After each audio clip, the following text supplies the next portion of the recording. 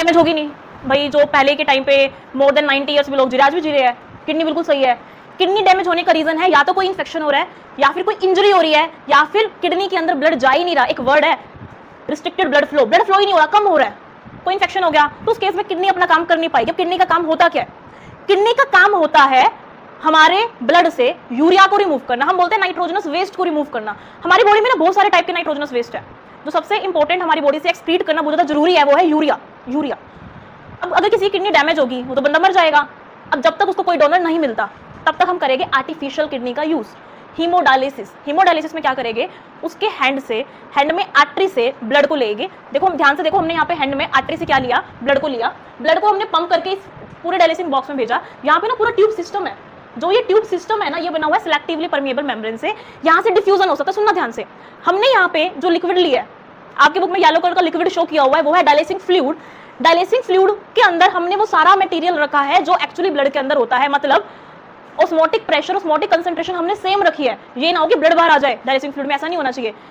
अगर कोई membrane selectively permeable है, वो सिलेक्ट कर रही है यूरिया को पास आ जाए, ट्यूब से कहाँ जाए, डायलिसिंग फ्लूइड में आ जाए। क्यों आएगा? जब डायलिसिंग फ्लूइड में हम क्या नहीं लेंगे, नाइट्रोजनस वेस्ट स्टार्टिंग में नहीं लेंगे। जो स्टार्टिंग में फ्रेश डायलिसिंग फ्लूइड है उसके अंदर हमने बिल्कुल भी नहीं लेना, क्या नहीं लेना, नाइट्रोजनस वेस्ट नहीं लेना। लेकिन हमने जो पेशेंट से हमने जो ब्लड लिया है, उस ब्लड के अंदर कौन सा वेस्ट है, नाइट्रोजनस वेस्ट है। एक बात ध्यान रखना, कभी भी डिफ्यूजन होता है तो कहां से होता है, high concentration to low concentration. Simple diffusion है क्या, movement of substance from its high concentration to low concentration through selectively और सेमी परमिएबल मेम्ब्रेन। यही तो हम पढ़ते हैं।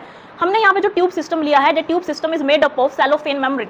अब जो ये मेम्ब्रेन होती है ना, इसके अंदर से जो नाइट्रोजनस वेस्ट है वो बाहर आ जाता है, मतलब ब्लड क्या हो गया, अब प्योरीफाई हो गया। ब्लड क्या हो गया, अब प्योरीफाई हो गया। अब जो ये प्योरीफाई ब्लड हुआ, आप नोटिस करो इस चीज को, हमने स्टार्टिंग में ब्लड को दिया ट्यूब से, ये ट्यूब्स आपस में कनेक्टेड है बेटा, ध्यान से देखो, ट्यूब्स आपस में, ये ट्यूब इससे कनेक्ट है, ये ट्यूब इससे कनेक्ट है।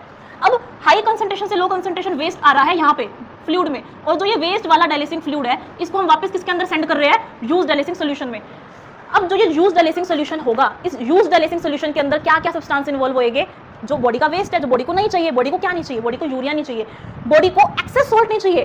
क्या करेगी बॉडी एक्सेस सोल्ट का, उसको रिमूव कर देगी। लेकिन जो प्योरीफाई ब्लड है वो तो जरूरी है, प्योरीफाई ब्लड को हम अपैरेटस से, ये पूरा अपैरेटस है, इस अपैरेटस से भेज देंगे बॉडी के अंदर। अब बेनिफिट क्या हुआ, जिन भी पेशेंट्स की दोनों किडनी डैमेज थी, वो पेशेंट तो उनकी बॉडी में नाइट्रोजन वेस्ट इकट्ठा हो जाएगा, मर जाएगी वो। हमारा मेन काम है नाइट्रोजनस वेस्ट को रिमूव करना। नाइट्रोजनस वेस्ट को रिमूव करने के लिए हमने यूज करी आर्टिफिशियल किडनी, यहाँ पे हम इसको बोल रहे हैं हीमोडायलिसिस। देखो नॉर्मली एक दिन में हमारी kidney all over 180 litre blood को प्योरीफाई करती है। जब नेचुरल हमारी किडनी एक्सक्रीटरी सिस्टम की बात करते हैं तो वहाँ पे फिल्ट्रेशन भी होता है, प्रॉपर तरीके से होता है। हीमोडायलिसिस डेली तो नहीं कराना होता, अगर किसी के अंदर बहुत ज्यादा वेस्ट है तो हफ्ते में 3 दिन करा लेगा नॉर्मली। और इस पूरी प्रोसेस को करने के लिए जब कोई एक दिन जा रहा है कराने के लिए पेशेंट, तो 4 से 6 घंटे लग जाते हैं ऑन एन एवरेज। तो ऑन एन एवरेज आप बोलो 5 घंटे लग जाते हैं इसको करने के लिए। अगर मान लो डिपेंड करता है उसकी बॉडी में कितना वेस्ट है, ट्वाइस और थ्राइस ए वीक इसको कराना पड़ता है। अब इसका बेनिफिट क्या हुआ, जिसकी किडनी डैमेज थी उनके लिए तो फायदा हुआ, क्योंकि उनकी बॉडी से नाइट्रोजन वेस्ट रिमूव हो गया। अब जो प्योरीफाइड ब्लड था आपने उसको वापस कहां भेज दिया, बॉडी के अंदर भेज दिया। इंपॉर्टेंट पॉइंट, आप जो ब्लड ले रहे हो बॉडी से वो आर्टरी से ले रहे हो बेटा, कहां से ले रहे हो, आर्टरी से ले रहे हो। एक और इंपॉर्टेंट पॉइंट, जो डायलिसिंग फ्लूइड हमने स्टार्टिंग में लिया है, उस डायलिसिंग फ्लूइड का ऑस्मोटिक कंसंट्रेशन सेम रखना है ब्लड की जैसे। ये ना हो कि ब्लड के इंपॉर्टेंट सब्सटेंस बाहर आ जाए, डायलिसिंग फ्लूइड में इंपॉर्टेंट सब्सटेंस नहीं आने चाहिए। हमें सिर्फ और सिर्फ ब्लड को प्योरीफाई करना है, मतलब ब्लड के अंदर जो हार्मफुल केमिकल उसको क्या करना है, बाहर निकालना है। पॉइंट क्लियर हुआ, हमें सिर्फ ब्लड से क्या बाहर निकालना है, हार्मफुल नाइट्रोजनस वेस्ट बस, और पूरे ब्लड को वापस काम भेज देना बॉडी के अंदर। जब कोई पेशेंट करा रहा है उसको 5 घंटे लग रहे हैं। हीमोडायलिसिस लाइफ सेविंग ट्रीटमेंट है। यहाँ पे हम डायलिसिंग मशीन का यूज कर रहे हैं, बहुत सारा ट्यूब सिस्टम है इसके अंदर, सेलोफेन मेम्ब्रेन का बना हुआ है। एक चीज याद रखना इंपॉर्टेंट है, जो ये ट्यूब सिस्टम है वो बना हुआ है CELLOPHANE सेलोफेन मेम्ब्रेन, ठीक है।